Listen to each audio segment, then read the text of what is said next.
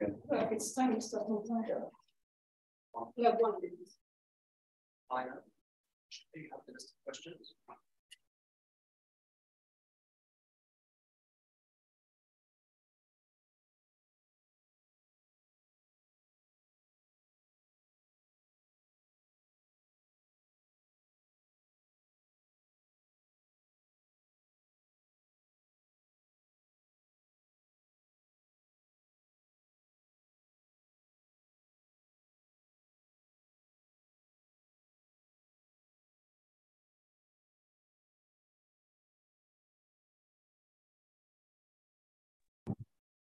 Good morning, good afternoon, wherever you are. I would like to welcome you in this virtual expert group meeting, which is organized in the framework of the 12th International Energy Forum for Sustainable Development, which is organized in collaboration with sister regional commissions.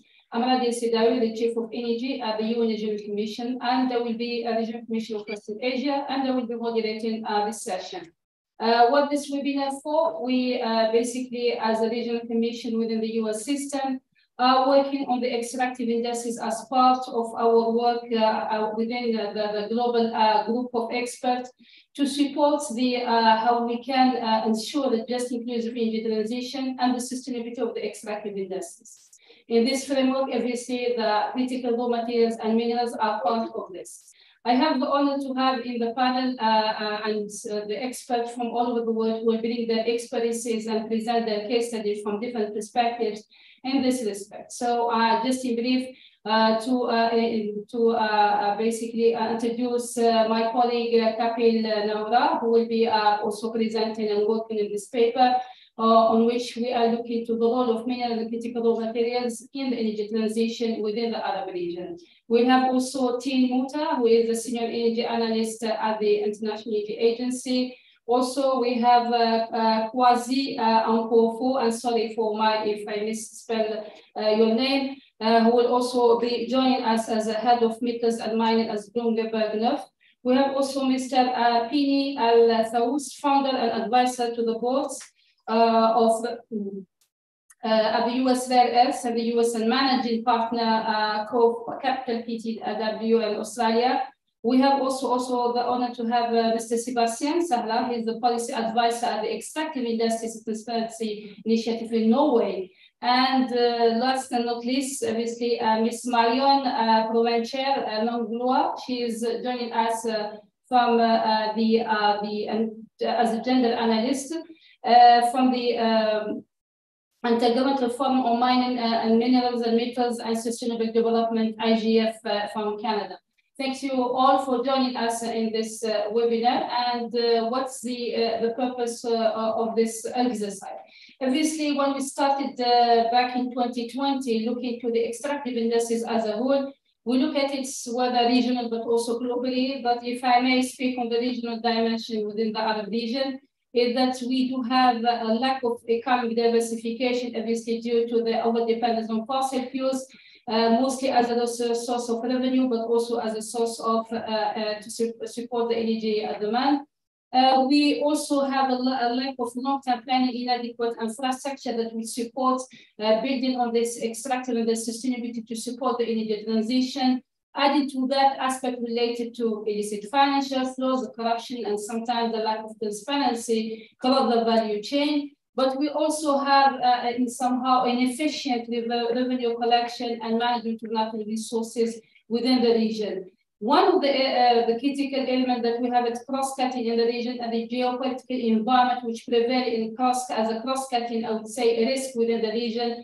That's obviously linked also to the increase in inequality, and we put in that inequality both from urban, rural, from isolated places, but more importantly from also the gender dimension and the basically looking to local community rights, including indigenous peoples.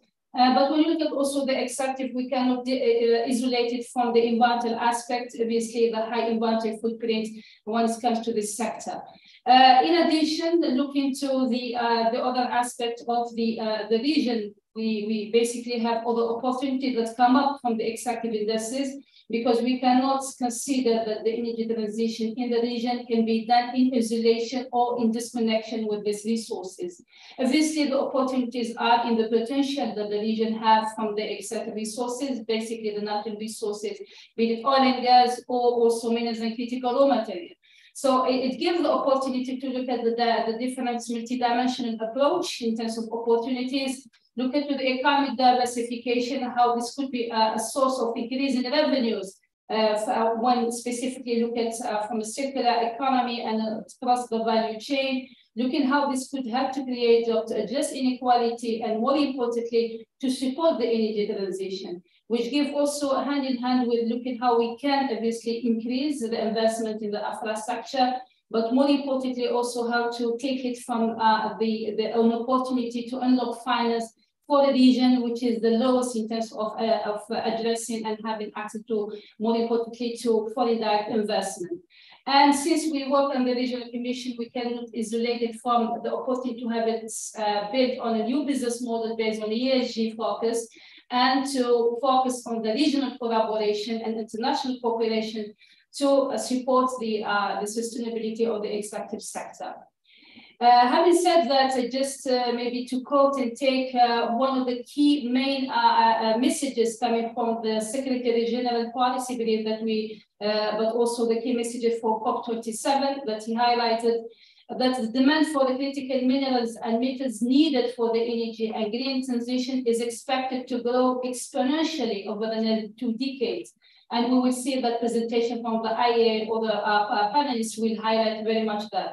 And we must use the energy transition as an opportunity to accelerate sustainable development in resource-rich developing countries, such as those in the Arab region, be it rich or poor in terms of what's the current situation currently. But also the extractive sector must move to a greener, circular, low carbon trajectory. And in this respect, we believe that the framework of the circular carbon economy should prevail in the way we look into the sustainability of this sector. But also the human rights, including the right to a healthy environment, but also this must guide really the energy transition to ensure that we accelerate the energy transition in a pathway that is just and inclusive. But also we need also to call for international cooperation. This need to ensure that the access to critical minerals and metals, as we collectively move all together to a just inclusive transition and in line with the Paris Agreement. And that's why it's important to learn from the oil and gas sector and the extractives in the way we look at the minerals and critical raw materials and how this could support the energy transition in more sustainable business model. In this respect, this expert group meeting with led by my colleague Kapil coordinating this event is our goal, and what we are looking for really to hear from your insight. What's the role of minerals and raw materials in the energy transition, and how basically we can learn from your experiences and business models in the way to address the challenges and turn that to opportunities to build much more sustainable energy system in the coming decades or so. But also we want to look at the supply-demand balance in order to see what would be the major market fundamentals and what are those who will basically have much more power in terms of driving the supply, but also the demand, and how we can look at this from much more in a business model that is built on a much more transparency in terms of the data accessibility, and look at the best practices from the integrated approach of the ESG factors for responsible mining, but more importantly, the inclusiveness without obviously forgetting the inclusiveness in terms of the most vulnerables and obviously those who should be much more active in the sector. And I meant by that the women and the youth. And with that, in order to give context also to the paper we are working on, and before opening the panel discussion, I will give the floor to my colleague Kapil on that, but I may just for certain housekeeping, if I may, before moving to this is just what I would like to ask all the panelists to stay muted and the camera off until they are asked to speak. And also when we finish the panel discussion, each panelist will be given the floor to present his perspective. And after that, we will have a Q&A session depending on what we get as a question from the audience. With that, thank you for listening. And I would like to give the floor to my colleague Kapi to present the insight from the paper and I would say the preliminary result. Thank you. Thank you so much, Radia, for setting the stage and providing a backdrop against which we are trying to address this. So what I'll do is I'll talk about some of my work led by Radia on minerals for energy transition in the Arab region and discuss some of the way in which we are trying to structure the technical paper. So when we started looking at what are the mineral deposits in the Arab region, we always turn back to the data which is given by US Geological Survey. And we realized that the Arab region is actually very rich in mineral deposits. And this mapping sort of shows what are the kind of minerals which are available in different regions, and you can see some of these details. Now, these are only the geographic locations of mineral deposits. And then we try to look into exactly how much of these minerals are produced, which led us to going back to some of the world mining data dated 2022. And we try to look at which are these minerals which are produced in the Arab region. So this data source of world mining data divides the mineral groups into 5 different minerals. And these are total 56 minerals are covered in this database. And these are the number of minerals available against each group in globally. And compared to that, the ones in the Arab region are shown against this in this column. So we realized that 27 out of the 56 minerals are actually produced in the Arab region. And then the data says we divided it into 2 different aspects. One is lower production and one is higher production. The lower production implies this is only for representational sake, and here you see on the y-axis we have 0 to 1,000 tons, and the higher production are from 0 to 25,000 tons. So this just segregates into 2 groups, lower and higher production.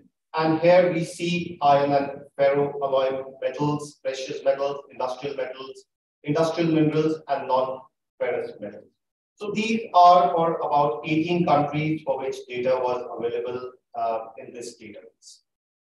So the conclusion which we draw from here is that minerals, the Arab region is very rich in mineral production. But mind you, this is only production in the last year. It does not talk about reserves. It does not talk about either declared or undeclared, or it does not talk about resources. This is purely the production. And then we move on to identifying our area of interest, which are the critical minerals for energy transition.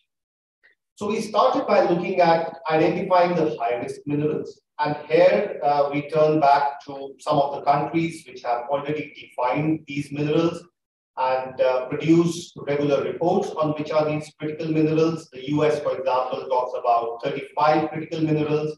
EU has identified 30 critical raw materials, and the British Geological Survey has 40 high-risk elements having economic value.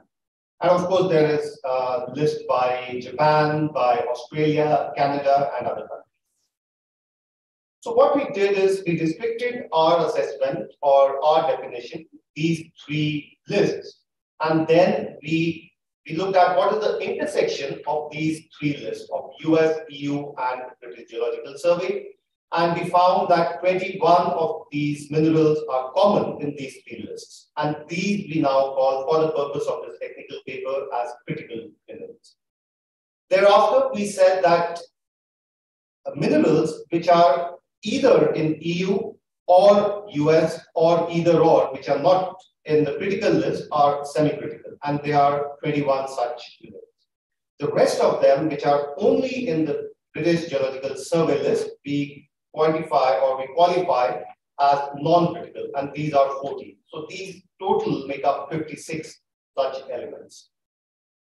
And then we try to look at the other side as to which are the energy transition minerals. and there we relied on the EU report, and we identified the following technologies and the minerals which are used in these technologies. So these are all the technologies which will be used for energy transition in the near future. And out of these, there are of course many overlaps, but 37 of these minerals were unique in this list. And we also looked at, we went beyond direct use of mineral technologies and also looked at some supporting technologies, for example, robotics, ICT, and so on. And here we looked at, we found definitely there are many minerals which are common from these cases, but 7 of the unique minerals are used only in supporting technologies. Therefore, we came up with this matrix which identifies these 37 minerals which are used directly in these clean energy technologies. So just to make things a little bit more clear, these are color-coded. So this implies that, for example, indium is directly used in energy technologies, energy transition technologies, and because it's in red, it implies that it's a critical mineral. Silicon metal is used directly in energy technology, but it's semi-critical. Similarly, copper is used in energy transition, but it is not critical because it is found abundantly.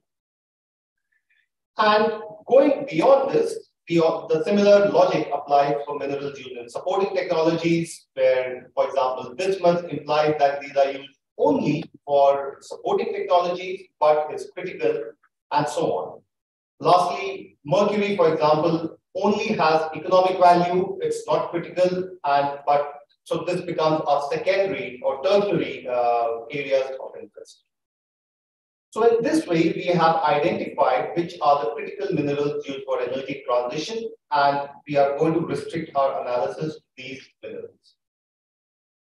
Moving on from here, we return back to our database, and there we identified of these 44 minerals, which ones are found in the Arab region.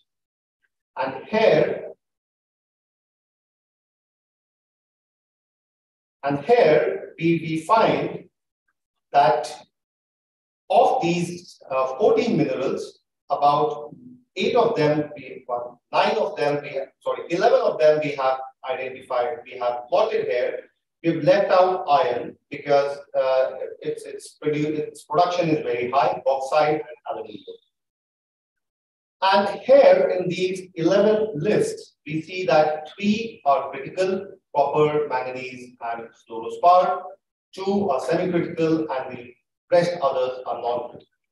So this is the availability. Again, this is only the production. We are not talking about reserves in the Arab.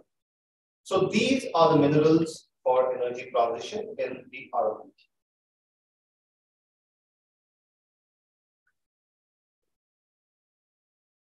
So coming on from there, we are trying to identify what's the scope of the paper and some of the challenges. In terms of the flow of supply chains, and after discussion with some of the participants in this call, we identify that you have exploration activities, mine development, mineral extraction, and a forgotten part, which is closure or reclamation of mine. And there, after extraction, there has to be ore pre-processing, intermediate processing, advanced manufacturing, and recovery and recycling of minerals. And this urban mining can lead back into the intermediate process. So this is going to be the scope of our paper, and we also identified in our work that some of these have various insufficiencies. For example, geological 3D maps are very insufficient. The exploration is limited. There is little data available on resources. The demand estimates need some work. Private investment is lacking. We need to work on technology and climate neutral technology. There are issues with supply chain. There are very limited alternatives for replacing these minerals, and lastly, in terms of recycling and recovery, there is little policy on extended producer responsibility. and some of the challenges which Ms. Radia had already identified, but specifically for the mining sector, permits and approvals take a long time. Mine development takes a long time. There is a lot of environmental degradation and labor exploitation. There are gender issues, illegal mining, illicit financial flows. There's a lot of supply concentration risks in the entire supply chain, and we see a lot of price volatility in some of these. And therefore, we have organized our paper in a way that we address all these pillars, starting from the strategic planning and the roadmaps, focusing on exploration and mapping aspects, looking at some of the data reporting frameworks, such as the United Nations Framework Classification for Resources and Resource Management System Framework. Then looking at some of the ESG criteria, some of the enablers, which are financing technology and a circular carbon economy framework. And lastly, we also address global partnerships to make resilient supply chain and transparent markets. And what we're trying to do is we are involving the national governments, intergovernmental agencies, some of which are represented in today's call, industries and businesses, market intelligence firms, scientific institutions, financial institutions, the local community, and the civil society. So I think this is what we are trying to address, and I have finished with this and hand over back to Ms. Radia to take over the proceedings with other presentations. Thank you very much, Kapi, for putting the context of the paper and what we intend for. And before talking about the Arab regional perspective, no better than a global perspective to give us really look into the supply demand and how the focus on the different scenarios in this, what we have. So I have the floor to introduce Mr. Tulu Mutar. He's the senior energy analyst at the International Energy Agency, working on the energy output, specifically on the, he leads the Southern Asia region, focus on energy outlook, as well as the works for the World Energy Outlook, and as one of the flagship publications looking to develop critical minerals in the clean energy transition. We'd like to hear from Tulu on the global perspective and scenarios and the supply and demand balance and what would be the center for the supply and demand. Tulu, the floor is yours, and if you can please. Thank you. Thank you, Radia and Kapi, for the very kind introduction and inviting me to this very precious opportunity with distinguished guests.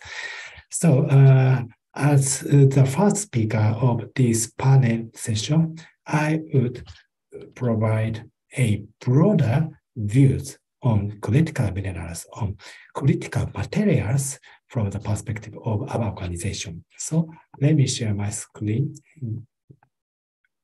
So, yes, so as Radia already explained, the IEA has been working for critical minerals, and we have started our analysis just last year because, as you have already known well, the current movement of net zero achievement and net zero pledges all over the world, that is really have pushing the IEA to focus on this issue, critical minerals. So we have published a report on critical minerals last year. And this year, just last month, we have published new World Energy Outlook, which includes the updates of critical mineral analysis. And as you have already known well, the critical point or the point of this year's World Energy Outlook is how the current energy crisis has affected and is affecting on the future of our energy landscape, including critical mineral demand. So the big question is whether current energy crisis has changed our views on critical minerals or not. And for my side, our short answer is no. That is, the importance of critical minerals has not changed anymore, and it has become even more important after the current crisis. The reason is very simple. That is, to tackle the current energy crisis, many governments in the world are now announced that they are implementing very strong policy measures to implement clean energy technologies.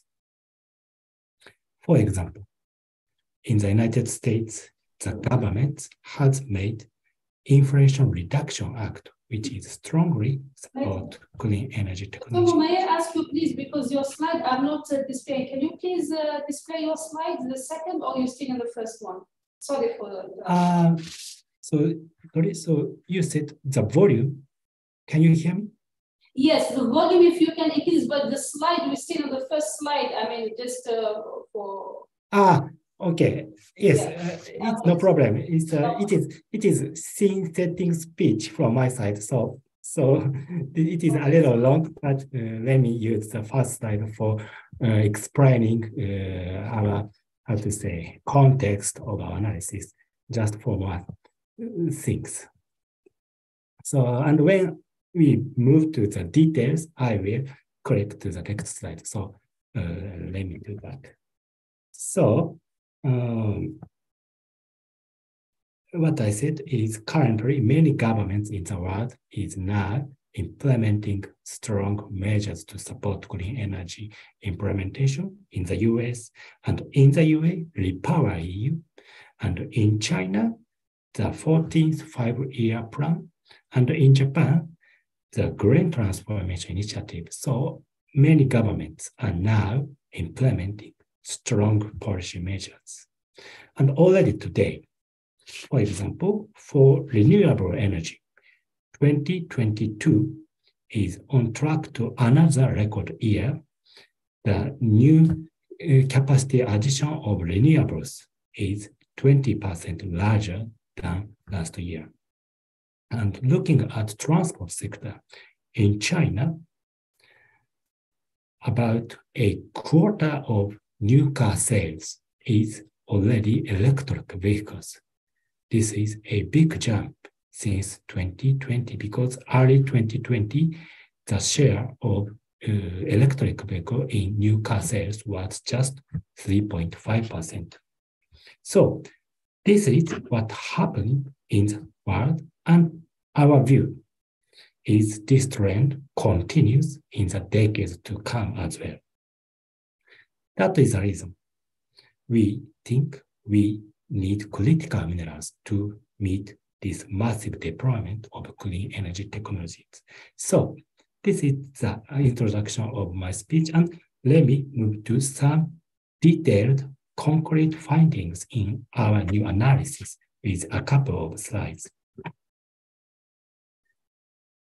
So first of all, our energy outlook. We updated our global energy outlook last month. And we created 3 scenarios, as you can see on the screen. The first one is stated policies scenario, or STEPS, which you can see on the left-hand side of the figures. So STEPS, STEPS. This scenario is based on current policy settings and policies already announced to be implemented in the years to come. So this is the most conservative policy of the IEM. And the second scenario is announced pledges scenario, or APS. You can see this scenario at the middle of the chart. This scenario is based on net zero pledges announced by governments all over the world, and currently 85% of the world have already announced that they are aiming at net zero emissions by the middle of this century. And the last one is the right-hand side one, that is net zero emissions by 2050 scenario, or NZE. This scenario is a pathway to achieve net zero emissions globally by 2050. And this is the most ambitious scenario, and this is in line with limiting the rise of global temperature below 1.5 degrees Celsius. So we have these three scenarios, and based on these scenarios, so along with these three scenarios, we analyzed how much minerals and how fast that mineral demand will increase in the decades to come. And you can see the result on the screen.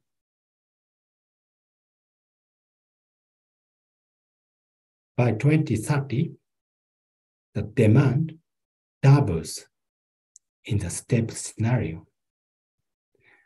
And in the APS scenario, the demand becomes 2.5 times. And in the case of NZE scenario, the most ambitious scenario, the demand becomes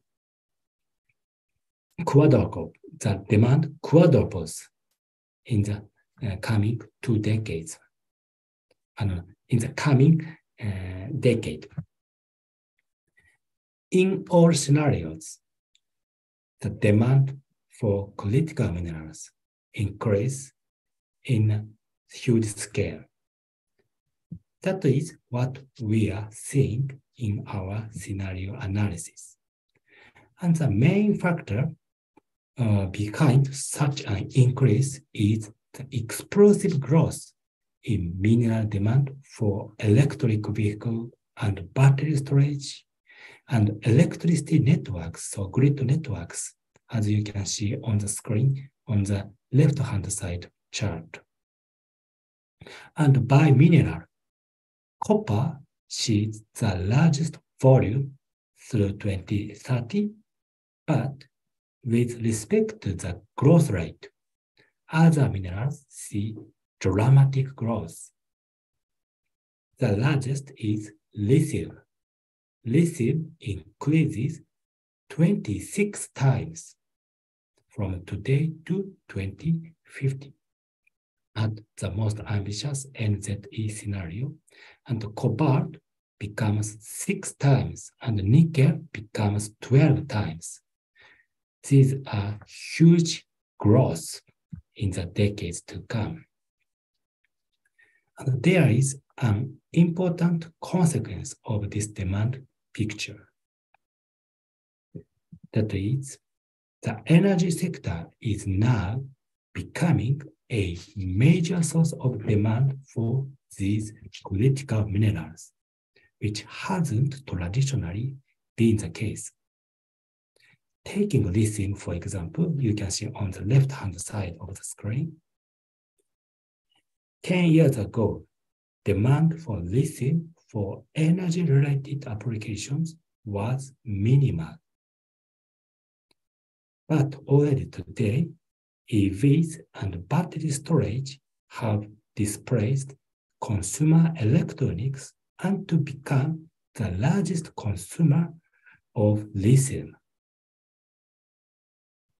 And 10 years and 20 years later, so at 2040, by 2040,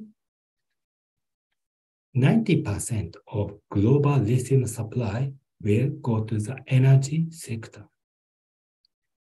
And the trend for other minerals is not quite dramatic, but they also show similar rise in the decades to come. In addition to this point, that is the explosive and very strong growth of demand of critical minerals, as you have already pointed out, the other factors such as ESG issues or supply chain securities, these issues also very important factors we should consider when we think about critical minerals.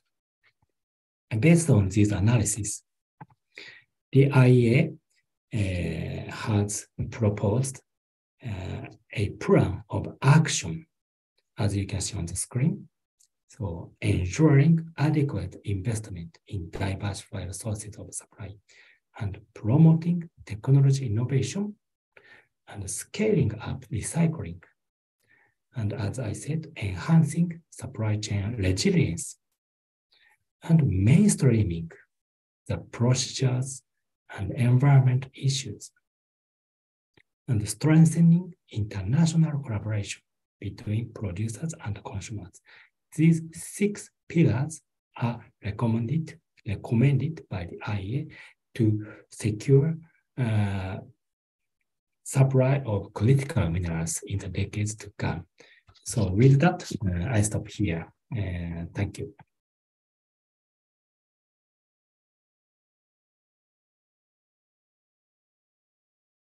Thank you very much, Mr. Turu, for the insight and for giving the perspective on the outlook. I would like to call you Dr. Kouazi. Are you connected to Dr. Kouazi on Kufu?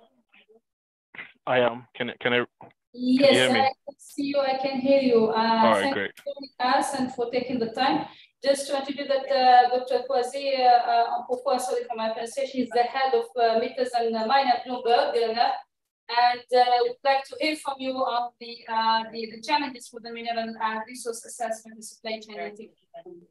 You have the floor, and if you can, you have a presentation, you can share your presentation.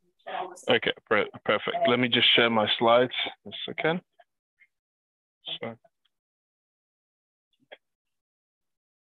Okay, great. Just share the screen.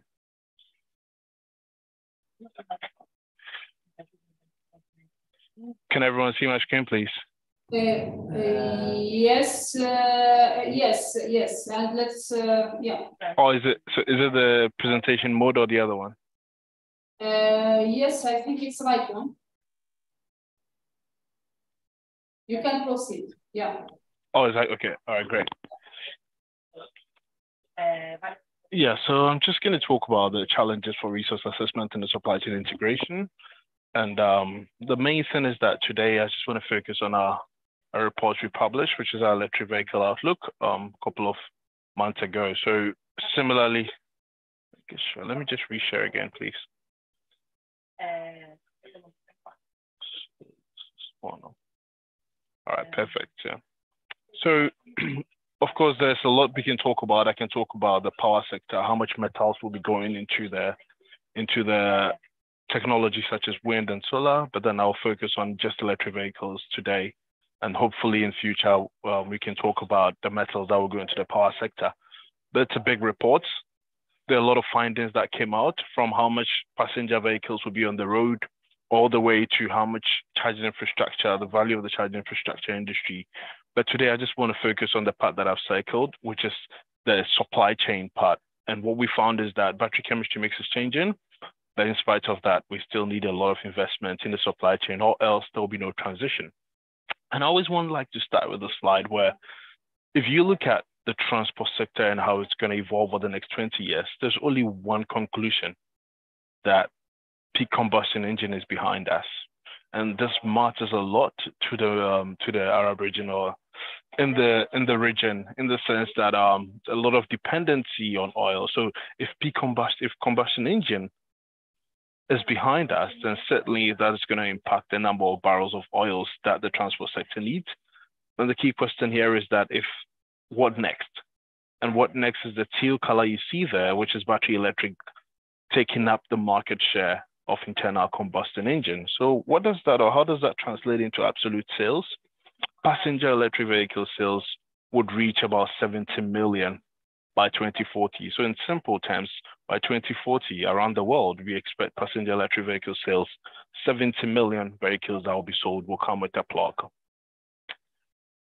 And what that means is that batteries demand will grow significantly. So the way I frame this is on the left-hand side, you're looking at the demand of batteries in 2020, which was a little under 500 gigawatt per annum. that is going to rise incredibly to about 5,000 by 2035. And to put that in context, that's very significant. Historically, when we've seen iron ore demand grown, we've only seen it double in scale over 25 years. This time we are looking at 10 times in just 15 years. So that is really a big demand coming.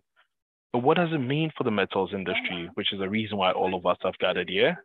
Is the fact that regardless of how you slice the cake, there is going to be an incredible amount of demand coming.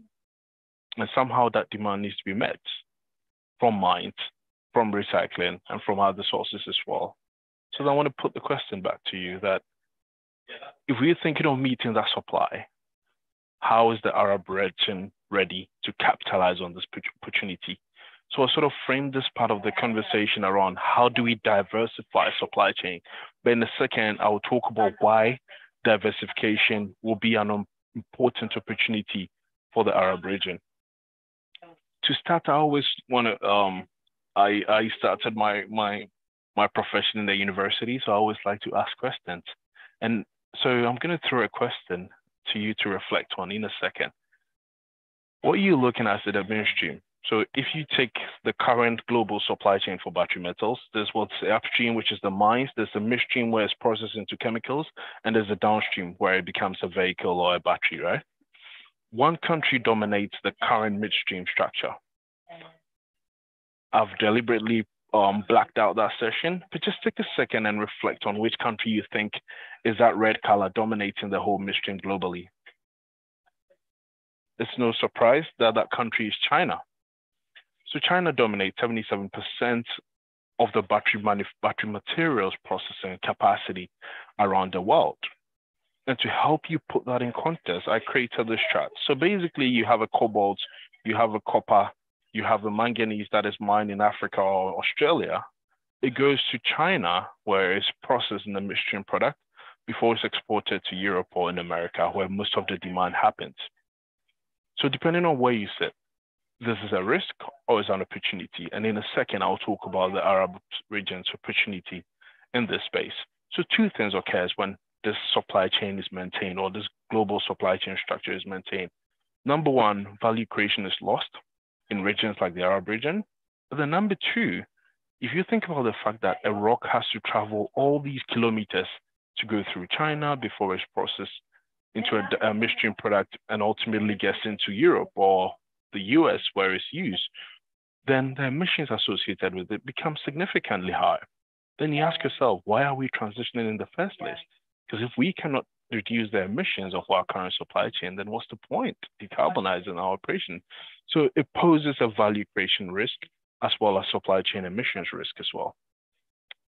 So in order to help our clients understand what countries or other countries can do, we created a ranking, a supply chain ranking, where we looked at 5 things. So we considered 30 different countries, and we ask ourselves 5 questions. Have you got raw materials? Have you got battery manufacturing capacity?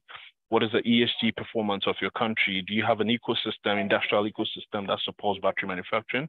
And if we produce the batteries in your region, is there even a downstream demand for it? And what our clients were telling us is that this ranking has been very useful for governments, those who are willing to or looking to attract battery businesses or secure local jobs, and also critical mineral security. For lenders or finance agencies, those who are willing to offer financing, it helps them understand the risk and opportunities across different countries. And for the industry as well, if you're thinking of setting up a battery plant, they use this ranking to determine which one will be a better value for money than the other. So let me not bore you. This is the results. So unfortunately, we didn't cover much of the region, but I did circle Morocco, which was included in the scope that you sent in the work, and you can clearly see here that Morocco, which hypothetically represents the region, performed quite poorly in there. It's currently number 8 out of 28 out of 30 countries, and for the individual metrics that we consider, be it raw material, ESG, or downstream demand, you can see that Morocco did not perform quite well. And for those of you who are interested, these reports are available for our clients. You can assess what changed, what are the opportunities, what are some of the risks that the country can capitalize on. And look, I think whatever is reported or we talked about in Morocco is a reflection of other countries like obviously Saudi Arabia, Lebanon, and all those countries. So once again, similarly, if you compare Morocco to China, which is number one, you can clearly see what the difference is. China has demand, Morocco doesn't have. China have battery manufacturing. Morocco will develop some capacity later in the decade. ESG doesn't perform too well. It has a little bit of raw materials, but it's not enough to really drive the battery or cell manufacturing that we've seen. So what should the region do, or what can the region do? Number one, I'm going to list a few factors.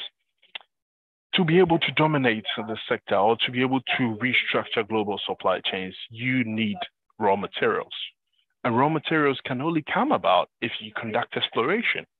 So Africa and Middle East are one of the places where we've seen the least amount of exploration drilling occur for these raw materials. And you can clearly see here, for each of the countries and each of the metals, the chart you've seen, the deeper part of the chart represents the production, the outer line represents the reserves.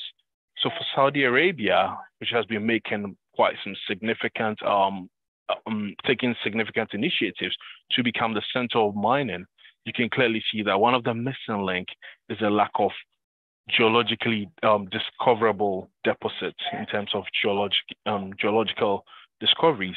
And so the first step is to get raw materials, and to be able to get access to those raw materials, you will need to drill. The second thing, it's really about cells. If you want to attract the whole ecosystem to your region, there is a little that the world can learn, or there's a lot that the world can learn from China, and that's with having cell manufacturing capacity. So the cell in an electric vehicle is like the engine. It's one of the most important components. And once you're able to attract cell manufacturing capacity into your region, the rest follows. And you can see here, there is no surprise why China is dominating, because it has the largest cell manufacturing capacity by far. The third one has to do with cell manufacturing emissions. If you're able to lower the emissions of producing these products in your country, you're able to attract significant investment in there. And you can see on the lower right, the lower left corner of the chart, countries like Sweden, Norway, and France that have low emissions across their grid have dominated or have been able to attract really significant cell manufacturing capacity. And apologies, there is a session going on behind me. That's why the clap and all that. So the next one is also really investing in your mining and minerals industry as well. And I think it's something that we can talk about. You can see countries like Australia and Canada have been investing significantly in their raw materials extraction in spite of where they are at the moment. They're already competitive, but they're still investing. Canada allocated 3.8 billion, Australia allocated 1.1 billion over the last year to still become better at the provision or the production of critical minerals for mining. So in all, what are the key take home? Yes, to address the supply chain challenges, the countries in the Arab region needs to focus on attracting cell manufacturing. So that's why I point all the arrows to cell manufacturing. But then to be able to attract cell manufacturing into the region, ESG needs to be addressed, industrial ecosystem needs to be addressed, and there needs to be domestic end demand. Without domestic end demand, it would just really be chasing the wind, because nobody would be willing to set up a battery plant in a region where there's no demand for it. So I just quickly, if I have time, I just wanted to cross-check if I have time. There's an applied research project. Because we have other speakers. Yeah. All right, cool. So I'll probably pause here and thank you for your attention. One slide, yeah.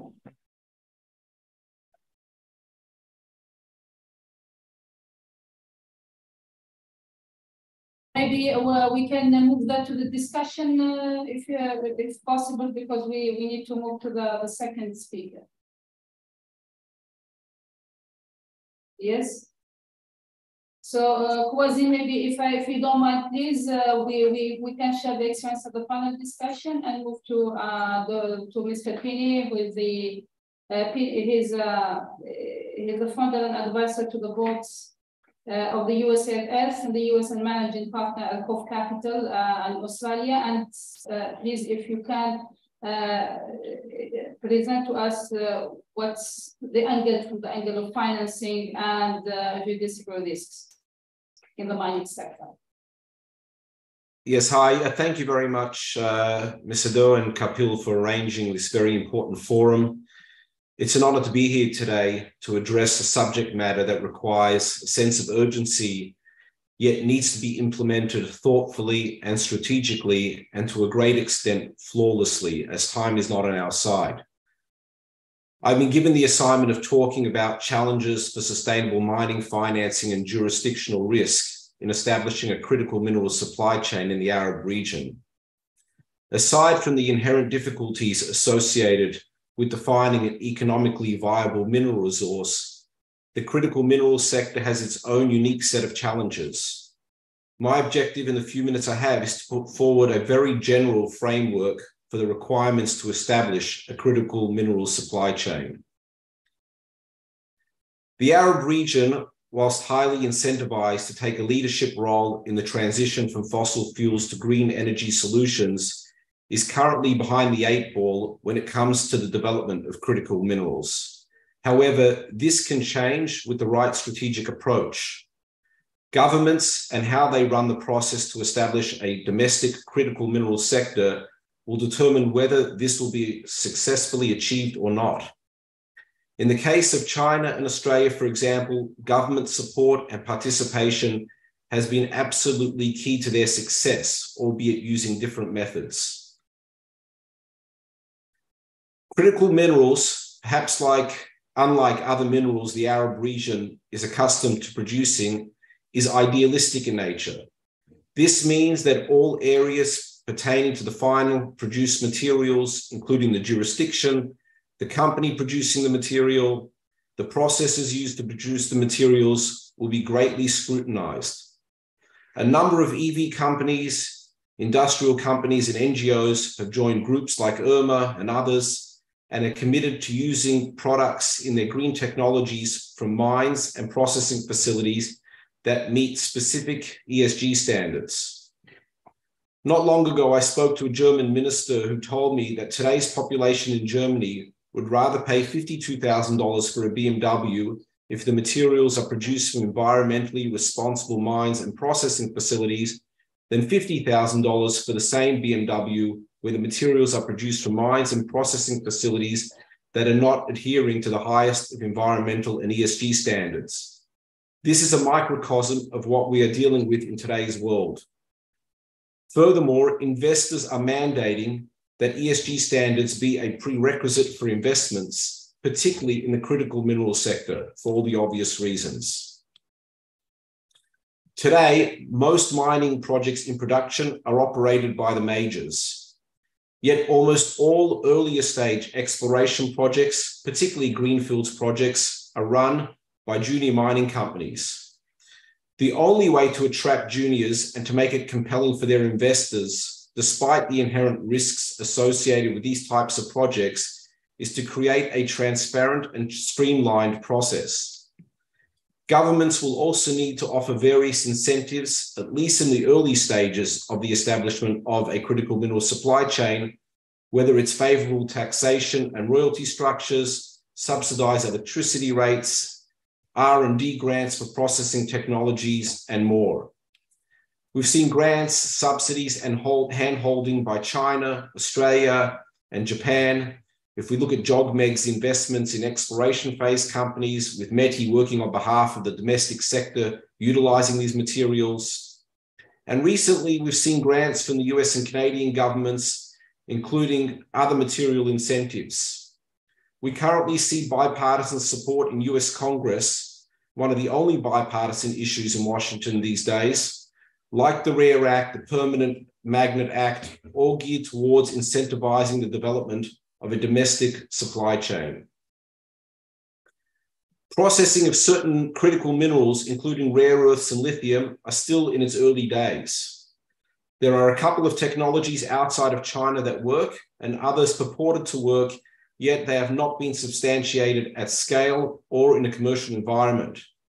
That being said, the technology is coming along in leaps and bounds.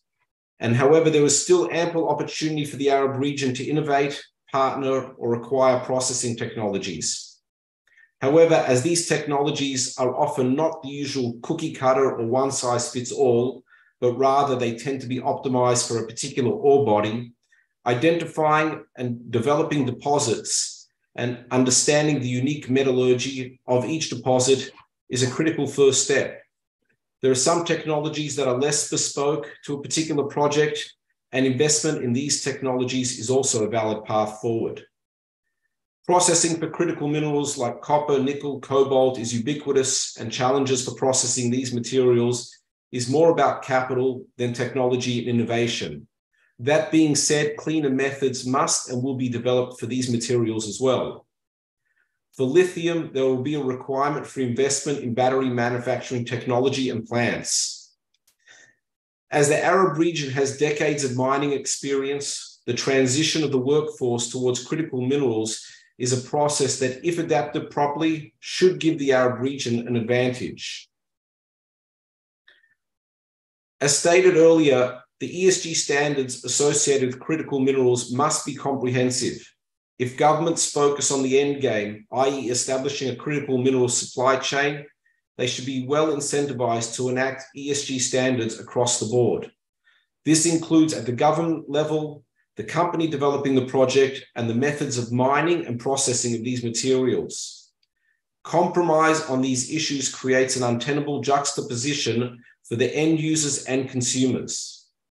In the case of deposits on indigenous people's land, it goes without saying that there must be great caution given to this.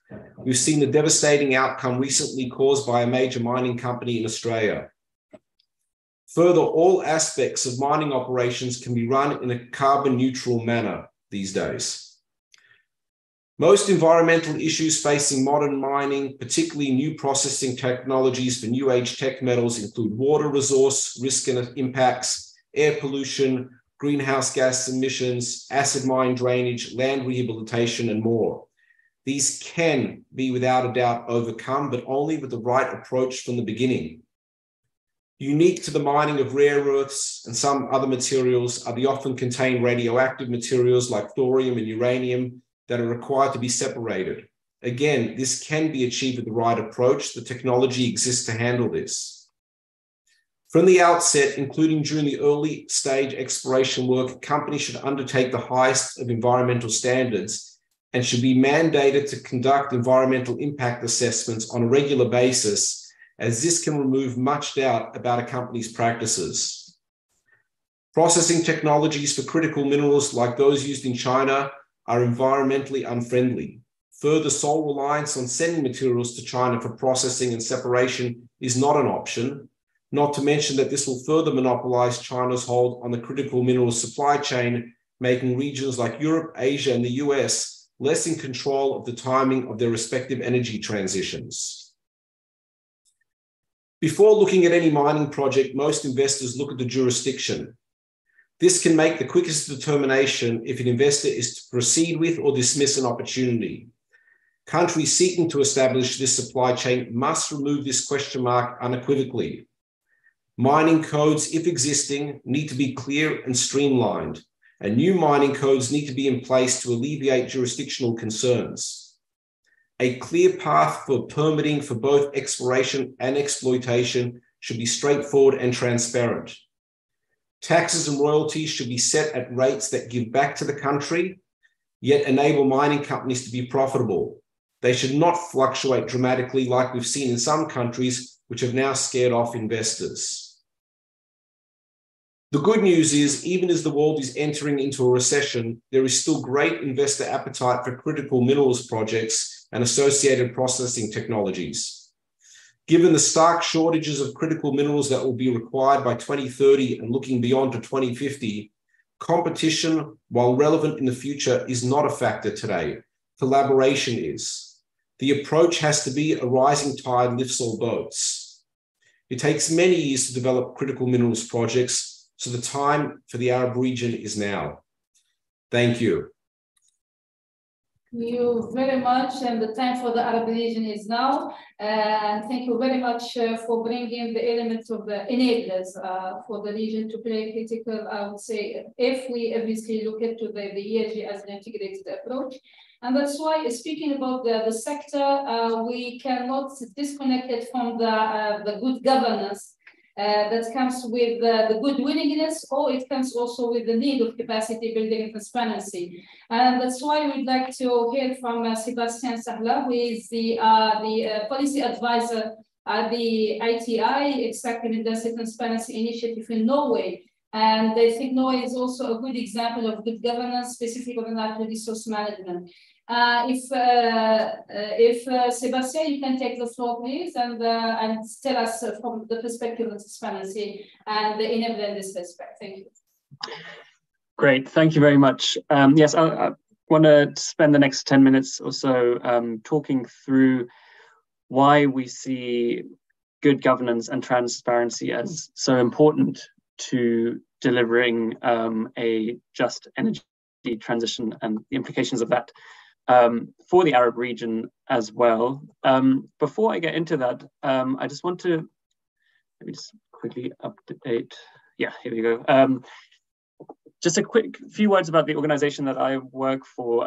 So I'm with an organization called the Extractive Industries Transparency Initiative, the EITI, and we are the global benchmark for transparency and multi-stakeholder dialogue in the oil, gas, and mining sectors.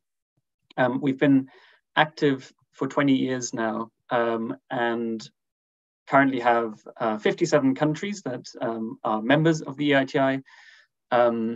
Our supporting companies include many of the world's largest mining and energy companies, and there are around 1,000 civil society organizations that support our work as well. And the way in which we function is that the EITI sets out a set of requirements that governments and companies commit to fulfilling in relation to their extractive industries, including the critical minerals or transition minerals sectors. And that includes commitments to transparency around things like revenue flows in the sector, the contracts signed between governments and companies, as well as the ownership structures of companies operating in the sector, as well as on a range of other issues, including environmental impacts. We've been finding that the energy transition overall has major implications for the types of governance challenges that the countries implementing the EITI face. And in particular, the challenges that are arising in the mining sector as a result of the strong demand growth coming from low carbon technologies. I won't go into the details here because I think we already had a very comprehensive presentation from the IEA, but the basic point is that in order to meet the targets of the Paris Agreement, we need a lot more mining, and essentially the more ambitious we want to be in our decarbonization efforts, the more mines we will need. That presents certain opportunities, but also some quite serious governance challenges across the value chains of what we're calling transition minerals, what in other organizations are referring to as critical minerals. We recently put out a report called Mission Critical, and it really delves into this question of what the governance challenges are that the growing demand for minerals presents.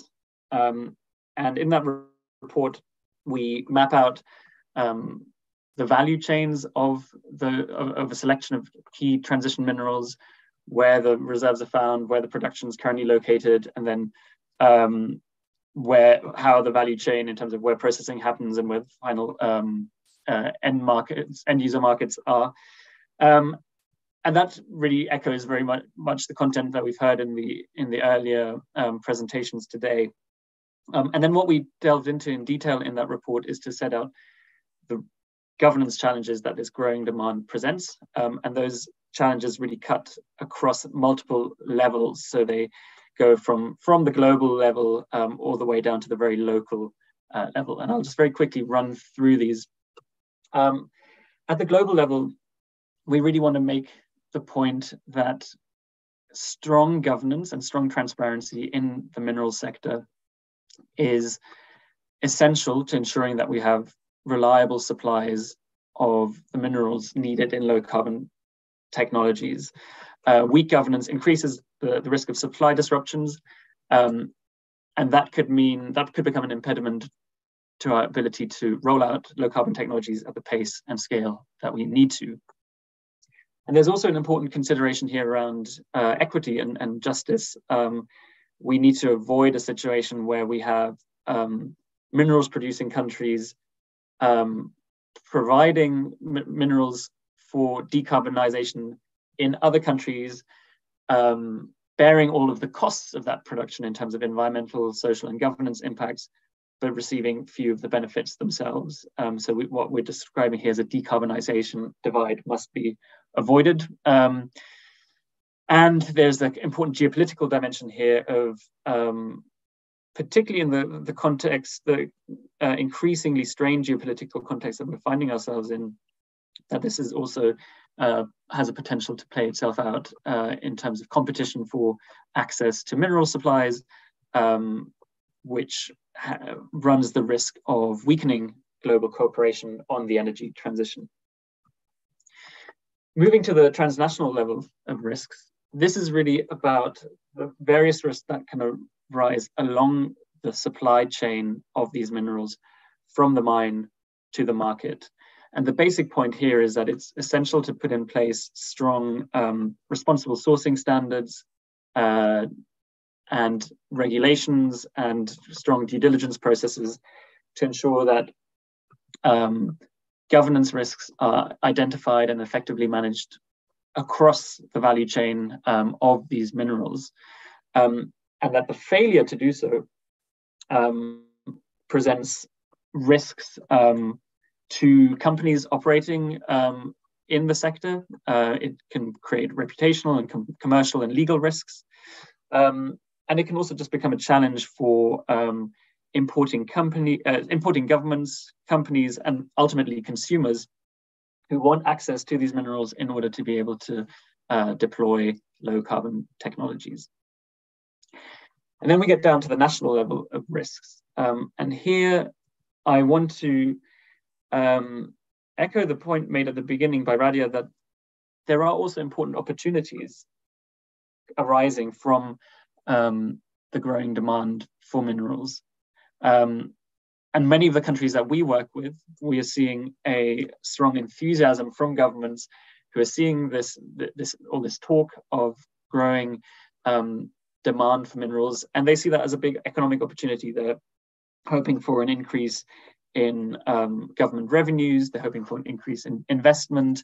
There are also in lots of countries big aspirations around developing value addition and domestic processing and manufacturing of low carbon technologies. But the flip side to all of this is that what we've seen from past mining booms is that there is a big potential for governance risks to increase as demand rises. And those governance risks can translate into a weaker regulatory environment and weaker and less attractive investment climate, which can make it harder for governments to actually attract mining companies. It can lead to increased corruption risks. And this is a point that we want to draw particular attention to because it's an often neglected topic, but generally we see that we've seen in the past that as commodity prices go up, corruption risks also go up, and those need to be really effectively managed.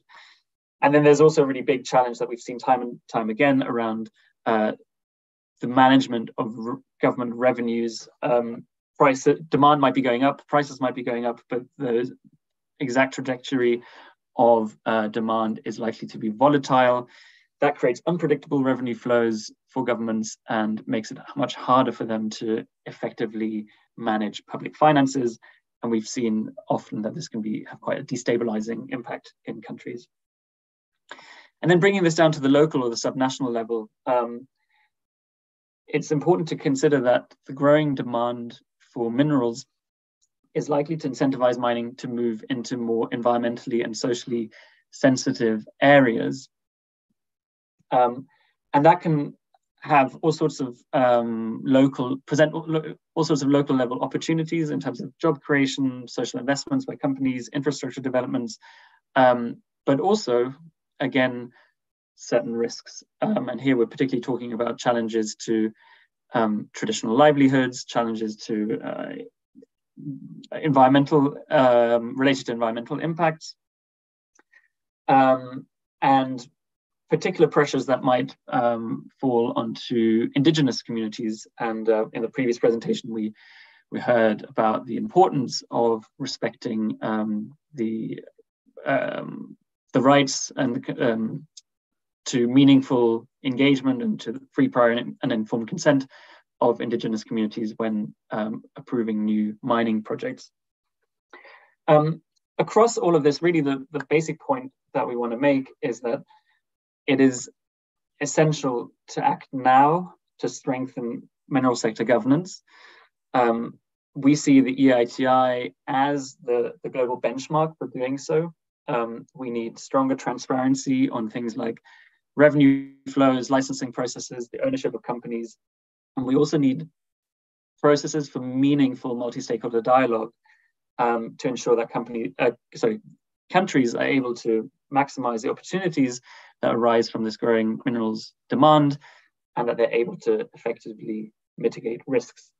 And several of the presentations today have made reference to ESG, to environmental, social, and governance performance.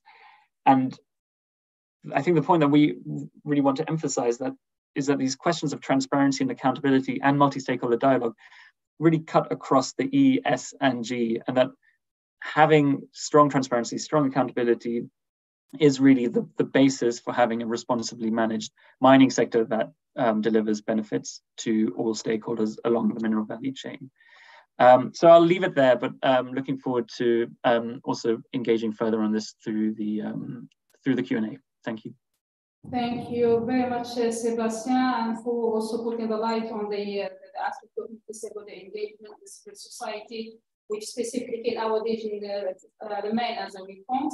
And obviously, one of the elements when we speak about transparency and inclusiveness is also to look at the gender dimension in this sector and to learn from the extractives and the old business model to improve on that. And that's why I would like to hear from Ms. Marion Langlois, sorry for my pronunciation. She is obviously better positioned to speak about the women and the mine sector and we see the future of better business model. Marion, the floor is yours.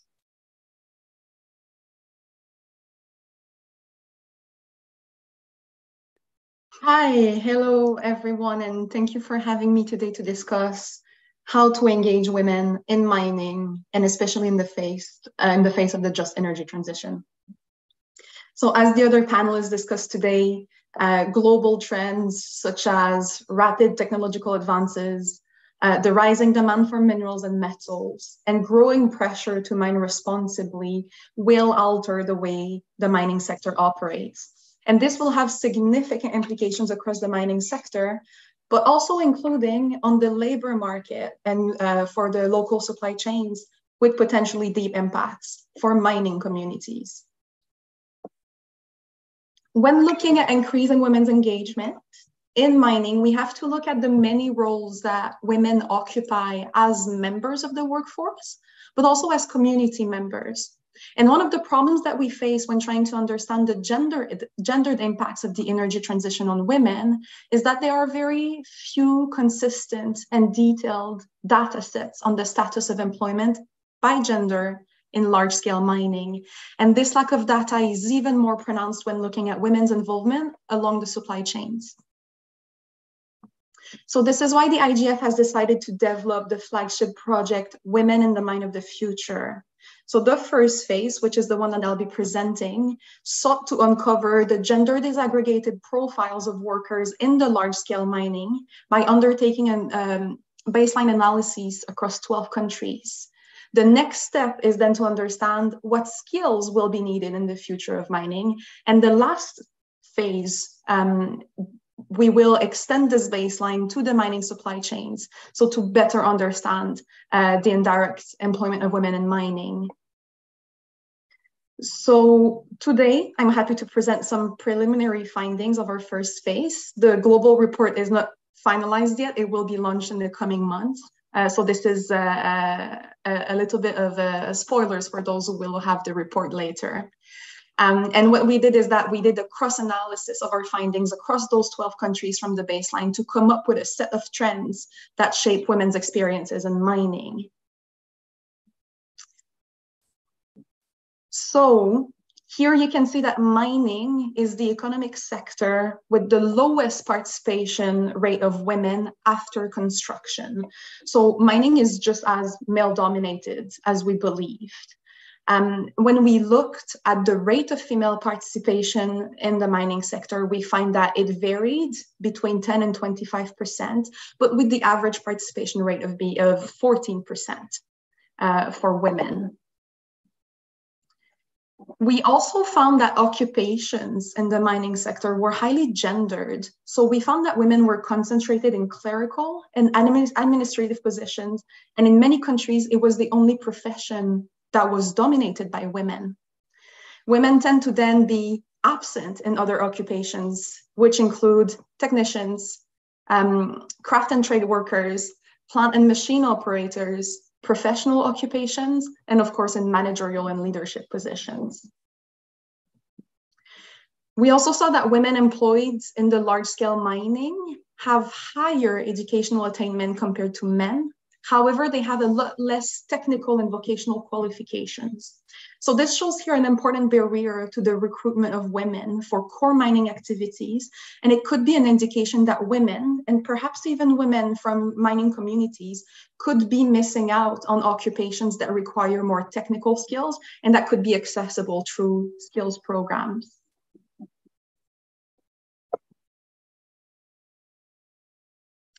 We also know that the fields of occupations are highly gendered, so meaning that the female labor force comes from non-STEM fields of education. So generally, we found that women tend to be underrepresented in STEM and STEM-related education programs globally. But even then, we have data from several countries that show that women with STEM education actually prefer to not work in the mining sector. So qualitative data on this topic tell us that women with STEM degrees will choose to not work in mining because of a range of factors, which include a lack of proper facilities, so gender segregated bathrooms, locker rooms, accommodation, lack of proper equipment, so helmets that don't fit right, shoes that are too big, uniforms that aren't meant for the female physiology, a lack of enforcement of maternal policies, lack of childhood support, childcare support, lack of appropriate facilities, housing and school, a lack of growth opportunities, lack of mentorships, and lack of fair promotion. And finally, sexist attitudes and harassment and reported workplace discrimination. So next up, we found out that women actually leave the mining labor force earlier than men, and data from most countries confirm that women tend to drop out of mining at an earlier stage in their career. And we can see here that women's participation, it does start to fall around the age bracket 35 to 44, but it plummets after 45, and a much sharper trend than for men. So disaggregated data showed that women working in occupations outside of administration and clerical roles will drop off at an even higher rate. So again, qualitative research will tell us that women leave the mining workforce for a bunch of reasons, depending, of course, on the context and situations. But lack of appropriate parental policies, lack of work-life balance, women's care responsibilities at home, discriminatory work cultures, and the gender pay gap were all mentioned as reasons why women might decide to leave the sector. We have gathered data that shows that the gender pay gap is indeed very real in the mining sector. And I don't have time to talk about all of the sub-trends that we found, but it was present across all countries and it was fairly significant.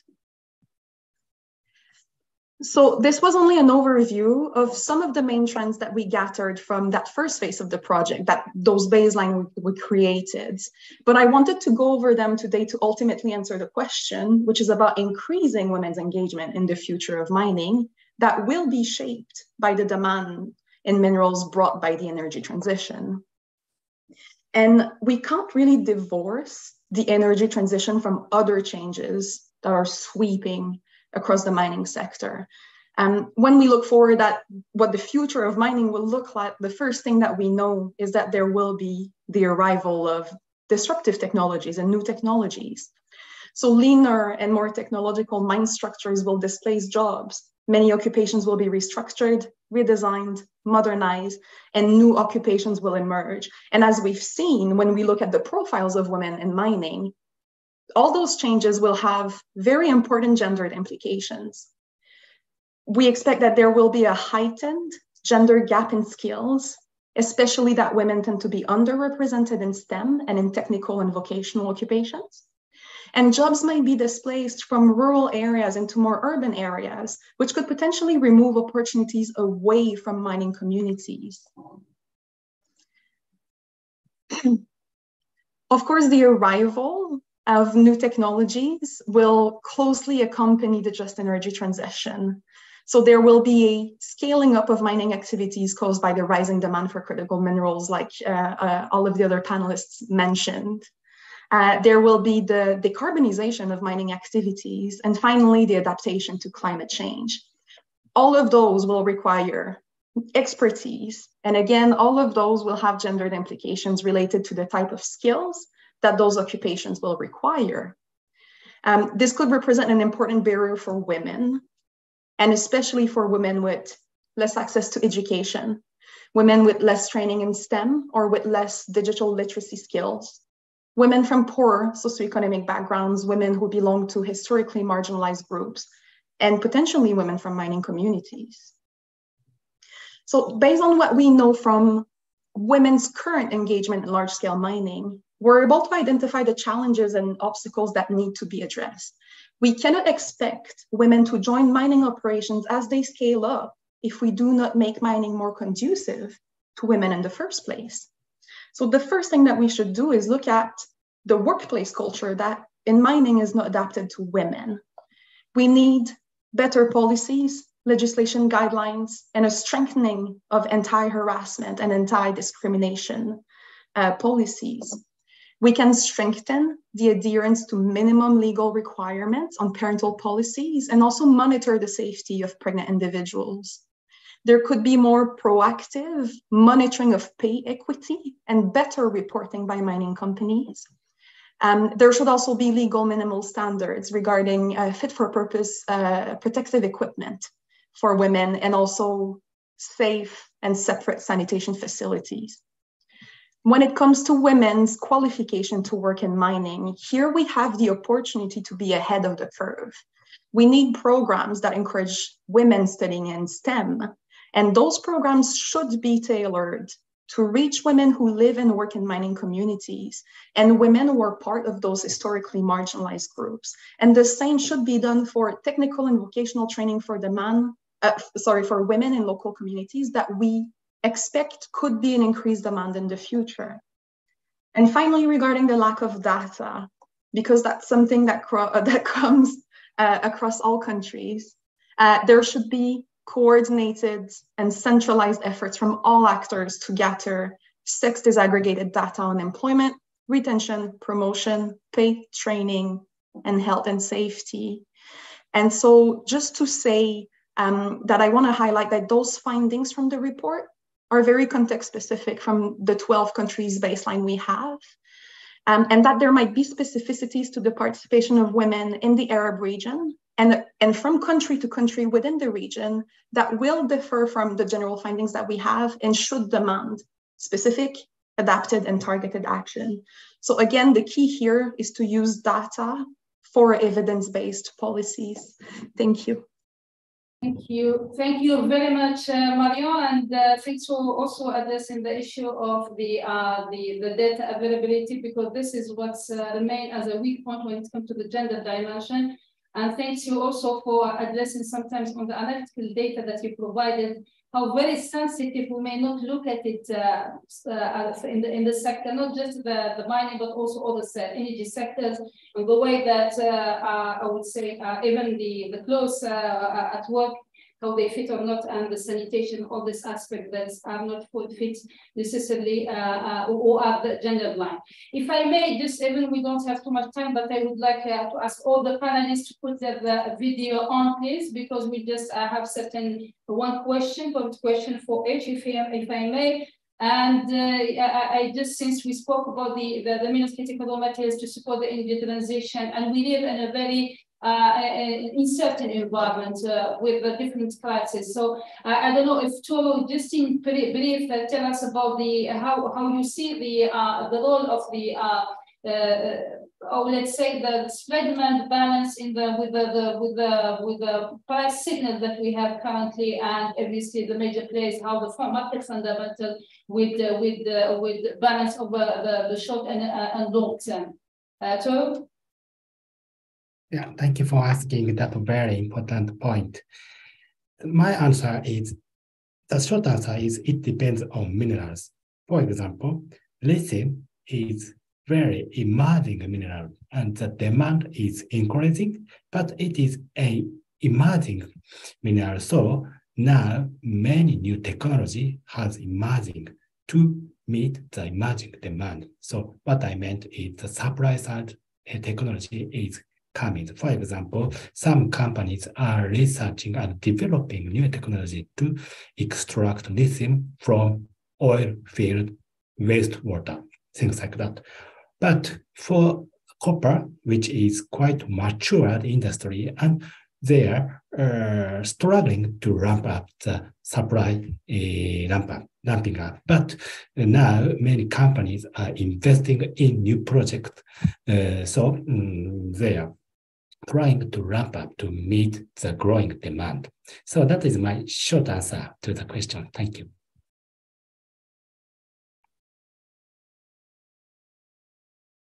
Thank you very much. And then it comes to my mind to also inform Kwasi. I think you have a question on the chat box. If you can look at from the report here, you just presented its outcomes. And quickly, one at a time, you are looking to these questions. I would like just to ask Penny, since you very much highlighted the Asian integrated approach. From your perspective, if I take it from the financing aspect, what are the business model you would suggest in order to strengthen the legislation in the mining sector? So, sorry, this question is... if I may, I said, what are the major financing challenges for sustainable mining, and what's since you presented on that, what are the how you see the we should strengthen the legislation in order to improve and address these challenges from the finance aspect? Yeah, I mean, from the finance aspect, mining, as I mentioned, has inherent risk. I mean, there's a 99% failure rate in mining projects going into production. So to start with, it's difficult to bring a project into production. However, with the right circumstances surrounding the project, especially from a government perspective, as I mentioned, standard taxes and royalties, a clear path to permitting, removing essentially the risks that investors are looking at. Investors have great appetite today for putting money into critical minerals projects. So it's still one of the sectors that is highly attracted even in this difficult economic time.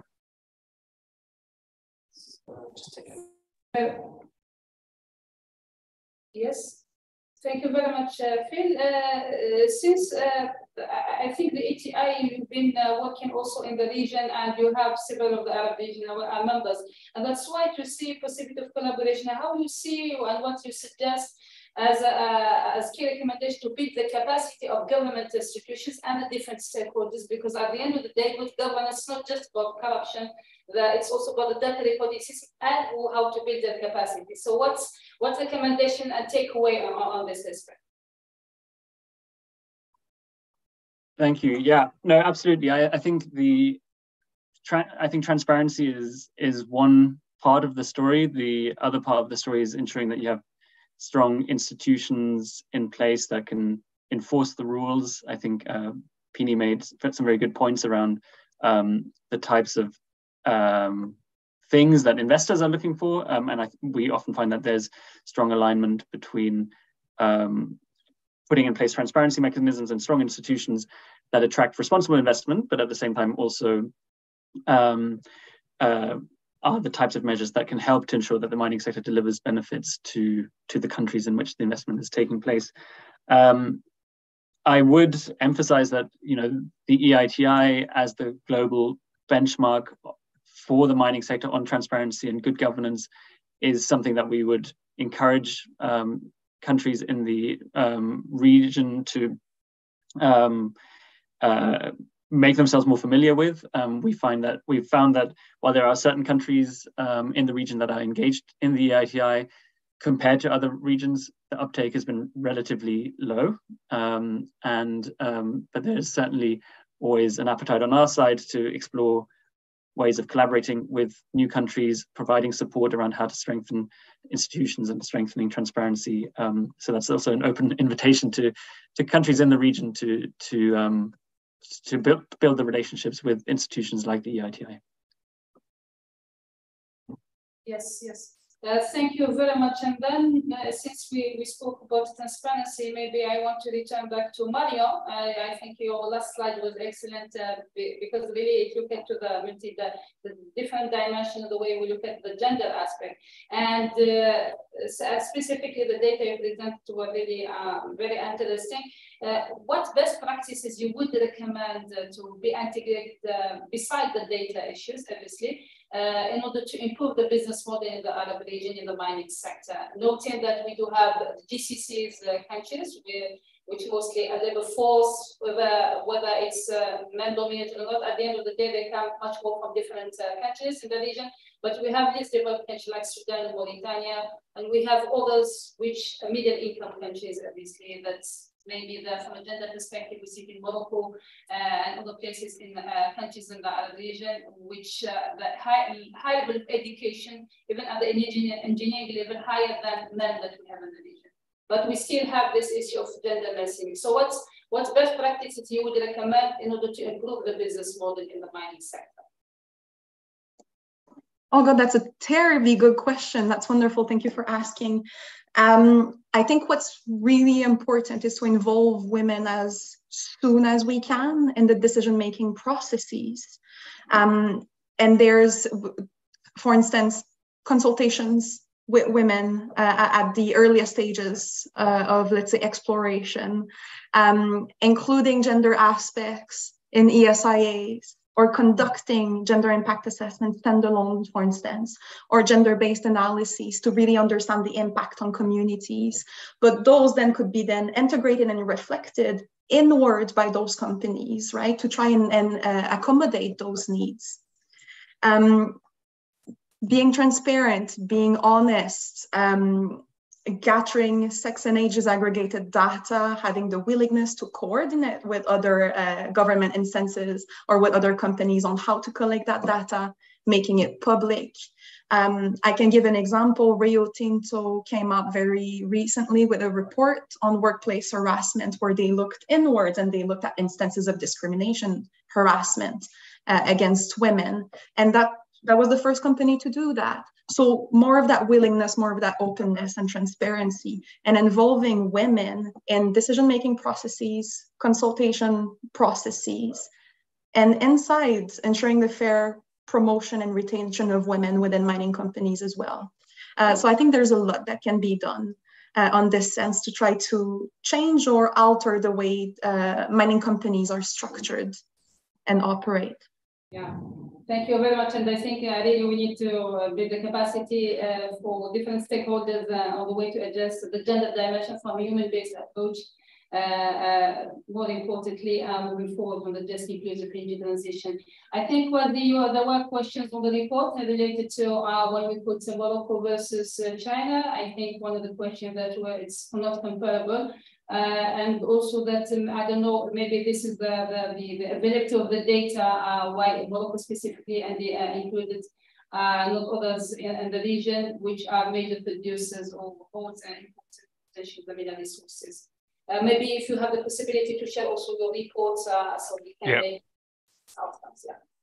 Yes, I think I've put the link in the report. So unfortunately, I couldn't talk about the report, but it's there. So similarly on it's really studying how other regions to go up the value chain. But I think on the Morocco China one, so I think apologies if it came across as a comparison.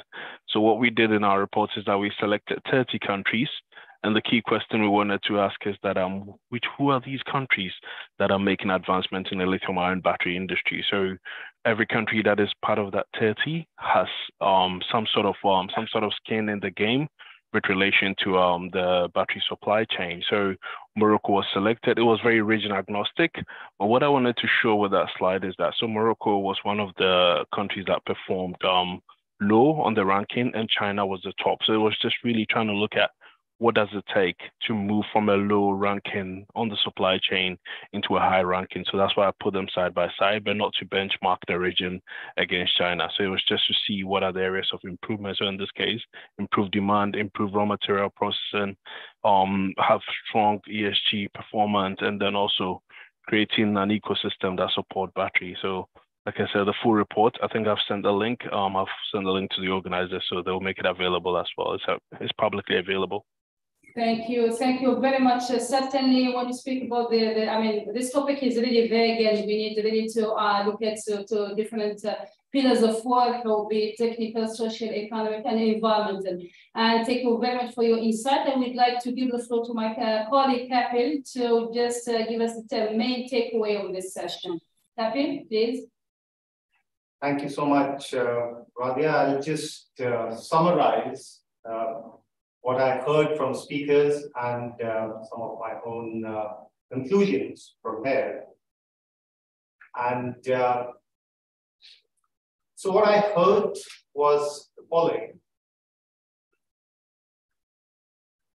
So I tried to first, from my presentation, to sort of take away is that, we need to, there's a large potential of mineral development in the Arab region. And also this resonated with some of the other speakers who presented some of their work. Mr. Toru, from his presentation, we take away that the clean energy transition is going to turbocharge the demand for minerals, and we keenly follow the 6 key action areas which have been presented by the IEA. From Dr. Kwasi, the takeaway is that it's a great opportunity for it's a good opportunity for the Arab region, and there are opportunities in supply chain diversification. From Mr. Pini, we say that the takeaway is that it's a systems approach to sustainable mining, and we need to streamline processes to attract investment in our region. Mr. Sebastian talked about mitigation of governance risk to enhance the benefits from mineral value chains. And of course, Ms. Marian focused on the stark inequalities based on gender in mining, which needs to be addressed. So these are some of the takeaways which we'll work on. And the next steps include refining our working paper, which we'll do it in the next few months, and thereafter have sent it across for review and the dissemination process where we'll finally, again, call on some of the experts to contribute at the later stages. I think that's all. Thank you so much, and back to Radia for conclusion. Thank you very much. And I think after this session, what we are going to do is, obviously, if we can have also your presentations all shared, so we can make the best use of the outcomes and the input you provided for the session. And obviously, we will be circulating the draft working paper for your review and input as possible. Before doing another next year, an event that come up with the outcomes and much more consultation at the regional level. More importantly, also, I think that certainly this will open up to discuss different other aspects and having sessions dedicated, be it at the technical, but also be it social economic, but also cross sectors, since the sector engage different other sectors, not only in the region, but globally. And I think that the outcomes very much are in line with the different outcomes that we had in this first draft. I would like to thank each of the panelists and the experts on their insight. I would like also to thank all my colleague Kapil for coordinating this event, and for my colleagues who are joining the this event and our participants from the region, but also globally. I would like to ask you all to put, so we have all of you on video, if we can take a photo, let's say family photo, as we call it at the UN Escort. So we can share this. You will have the link to YouTube for this session, but also the tweet and the outcomes of this session and the group photo. Thank you very much. Remove this. Please. You ask me to please not show. I think we have. Thank you. Thank you. Thank you very much. Thank you all. Thank you. Bye. Thank you very much. Thank you. Thank you very much. Bye.